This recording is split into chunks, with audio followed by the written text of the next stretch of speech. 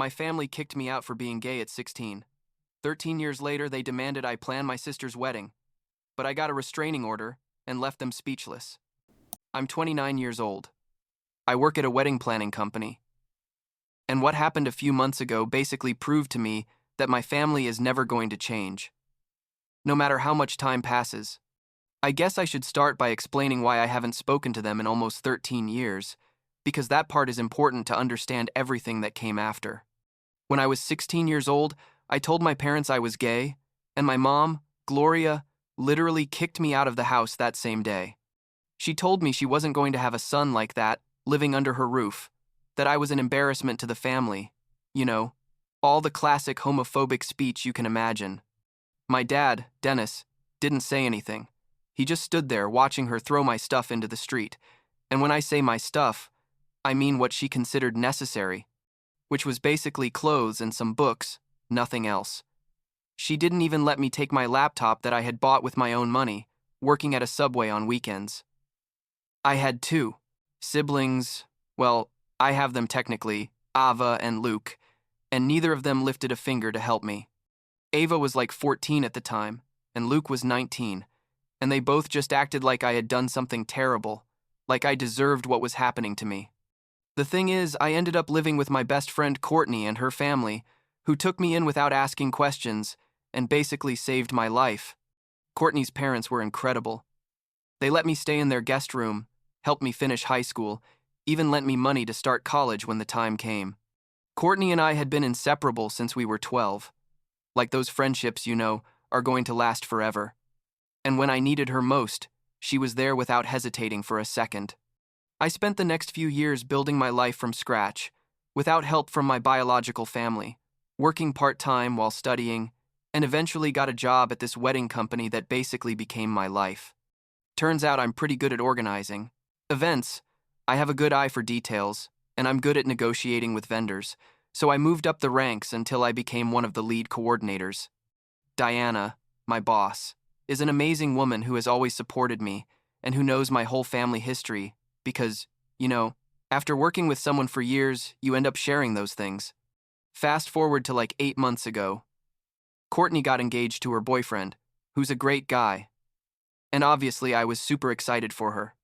She asked me to help her with the wedding because she knew I had all the contacts in the industry and that I could get her good discounts.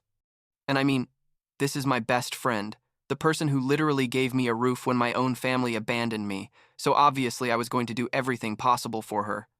I used all my connections, called in all the favors I had pending, negotiated discounts with florists, photographers, the venue, catering, everything. I got her a wedding that would normally have cost like $40,000 for less than half of that. Courtney was so happy, crying with emotion and thanking me 1,000 times, and I felt incredible because I could give back even just a little bit of everything she and her family had done for me.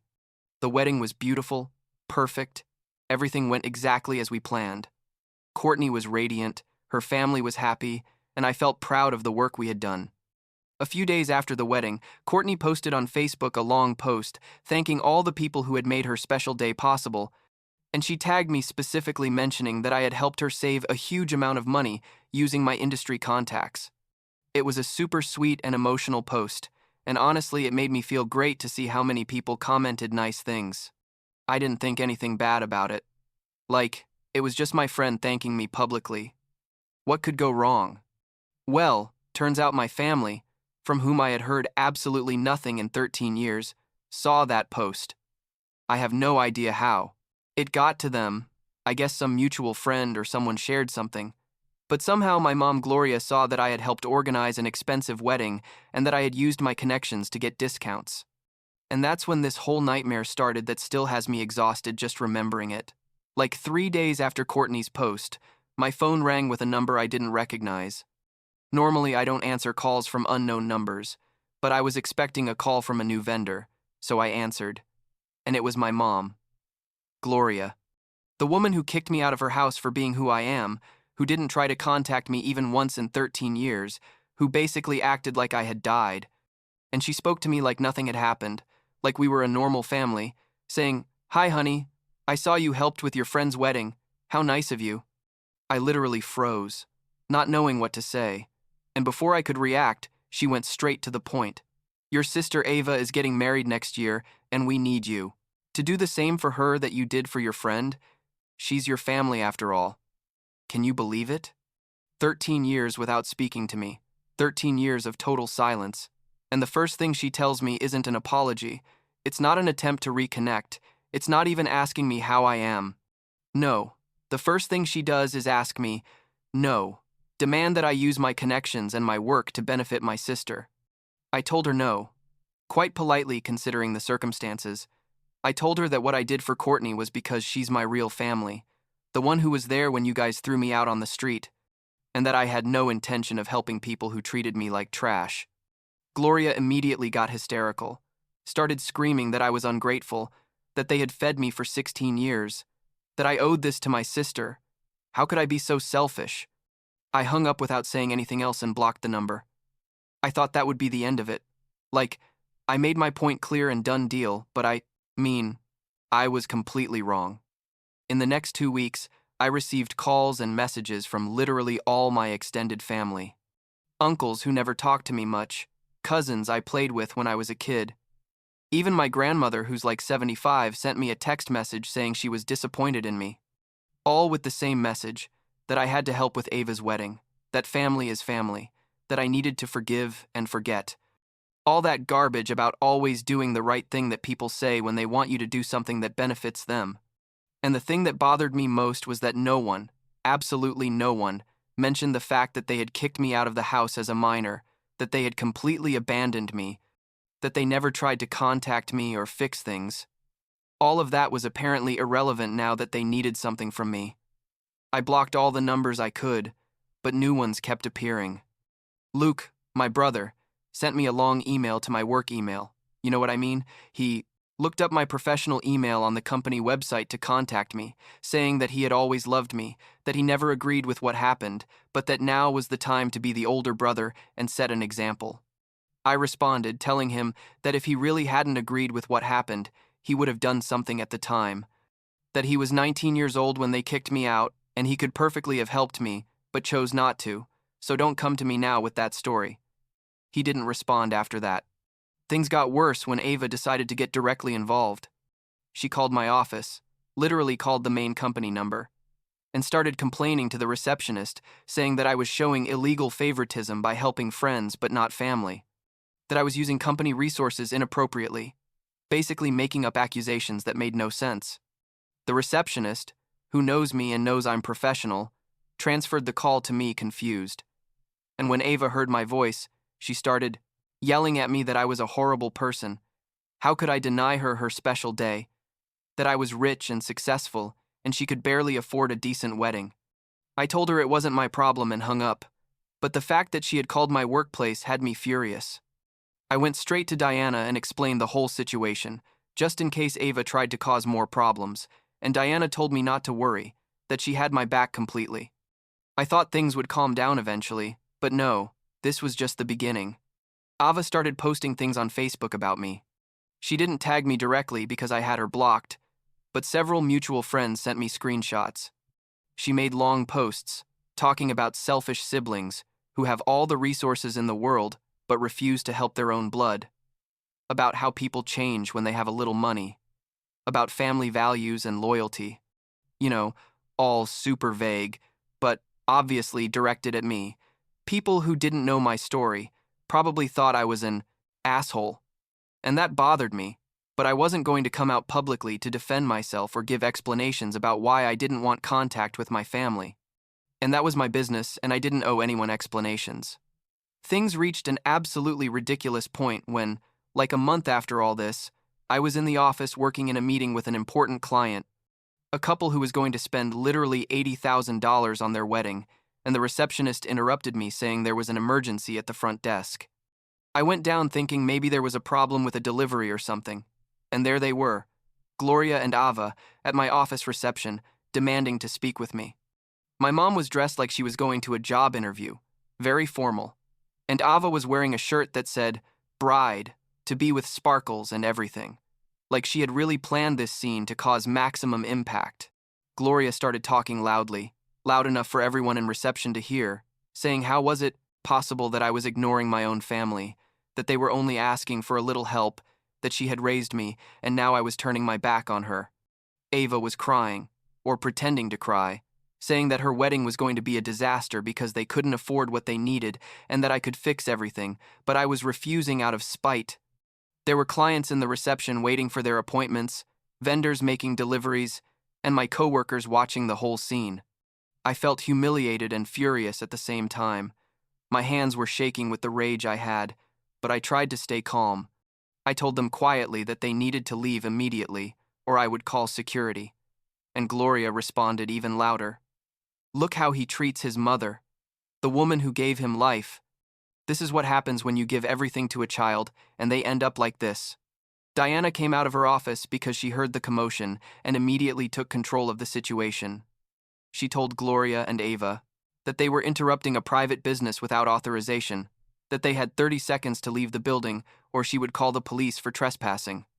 Gloria tried to argue with her, saying she was the owner or something to intimidate her, but Diana didn't flinch, took out her phone and literally started dialing. Gloria and Ava finally left, but not before yelling in the parking lot loud enough for everyone to hear that I was a horrible son who had abandoned his family.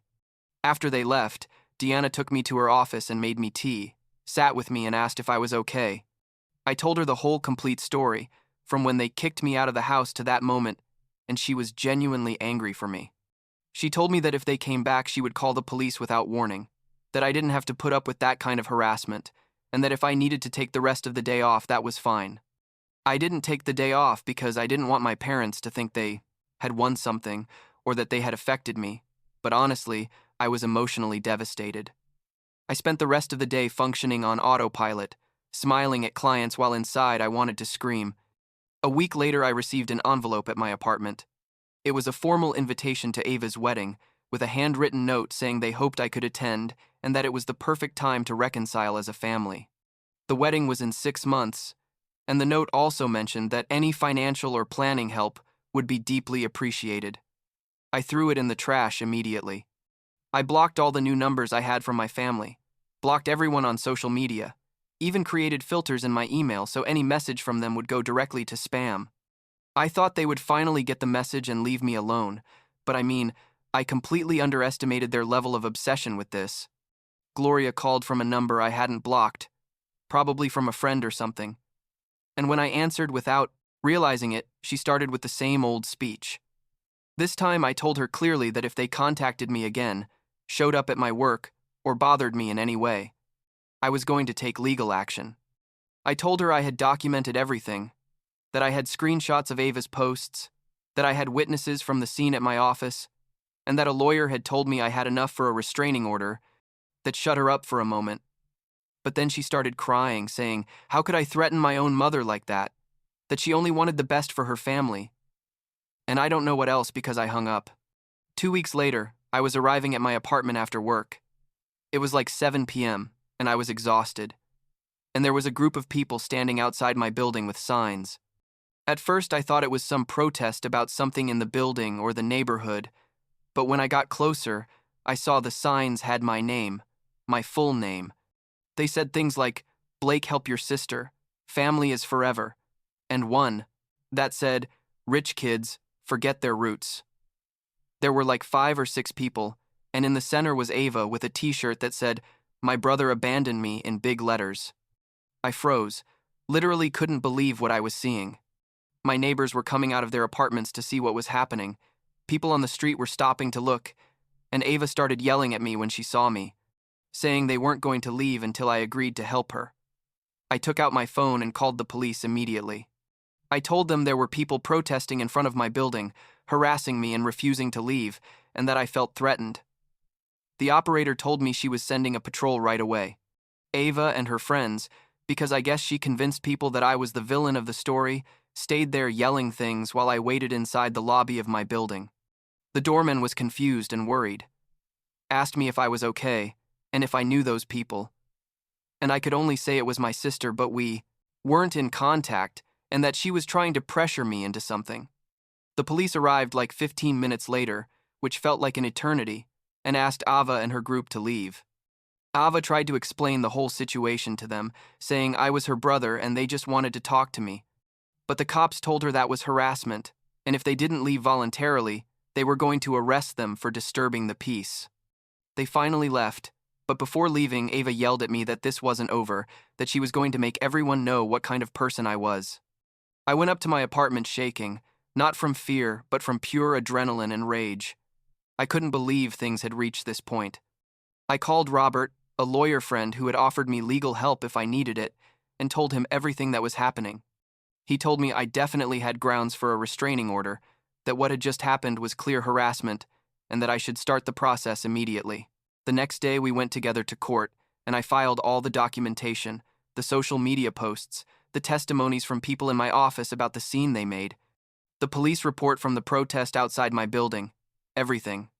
The judge granted me a temporary restraining order against Gloria, Ava, and Dennis, who basically hadn't appeared in person but had been sending hostile text messages. The order said they couldn't come within 100 meters of me, my work, or my residence, and any violation would result in immediate arrest.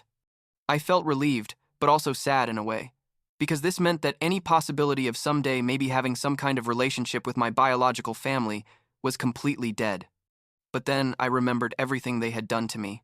Not just recently, but 13 years ago, when I needed them most, and the sadness turned into determination to maintain my boundaries. Dennis called 2 days after the order was issued, probably hadn't received the official notification yet. And when I told him I had a restraining order against him, he got furious. He started saying I was ungrateful. How dare I do that to my own family, that someday I was going to regret this. I told him, if he called me again, I was going to report him for violating the order, and hung up. I documented the call, and sent it to Robert just in case we needed to use it later. My family's next move was to send Luke, Ava's fiancé, to try to contact me. Apparently he wasn't included in the restraining order, because technically he wasn't blood family yet. So he sent me a long and super manipulative email talking about how he understood my position, that my family had made mistakes, but that Ava really missed me, and that he would personally pay whatever I charged for helping with the wedding. If that was the problem, the email was written in a way that tried to sound reasonable and conciliatory, but I could see through the manipulation. I responded telling him I had no interest in any kind of relationship with Ava or my family, that money wasn't the problem, but years of abuse and abandonment, and that I would appreciate if he respected my decision and didn't contact me again. I also added that if I received any more communication from him or anyone acting on behalf of my family, I would consider it harassment by proxy and would take appropriate legal action. The next 3 months were relatively quiet. No one tried to contact me directly, although occasionally some mutual friend would send me screenshots of Ava posting vague things about toxic siblings and people who cut off their family for no reason. I ignored it completely. Her wedding date was approaching, and I honestly had almost forgotten when it was exactly. I was so busy with my own life and my work that I didn't give it much importance. Her wedding day came and went without any additional drama. I didn't know how it went, if she got married or not, if the wedding was a disaster or perfect, and honestly, I didn't care. Courtney sent me a message that day saying she was proud of me for maintaining my boundaries, that she knew how difficult all this had been, and that meant more to me than anything my biological family could have said. It's been like 4 months since Ava's wedding and I haven't heard from any of them. The restraining order is still in effect and I plan to renew it when it expires. Sometimes I feel guilty, like, there are moments when I think, if I did the right thing, if I was too harsh, if I should have given at least one chance for dialogue. But then I remind myself that I didn't start this, that I wasn't the one who kicked out a minor child onto the street for being gay, that I wasn't the one who ignored him for 13 years and only reappeared when they needed something. Guilt is a weird emotion. It stays there, even though you rationally know you didn't do anything wrong. My life now is good. Better than good, honestly. I have a job I love, friends who are my real family, a comfortable apartment in a good neighborhood. Diana gave me a raise a month ago and told me she was considering me for a management position. Courtney and her husband invite me to dinner every 2 weeks and always ask me how I really am, not just a superficial, "How are you?" These are the moments that remind me I did the right thing. By cutting off people who only saw me as a resource to exploit, not as a person. Last week, I was organizing a small, intimate wedding for a couple who had been together 20 years, and the bride told me that the family you choose is just as valid as the family you're born into. And I thought, yes, exactly that. That's all I need to remember when guilt tries to creep back in.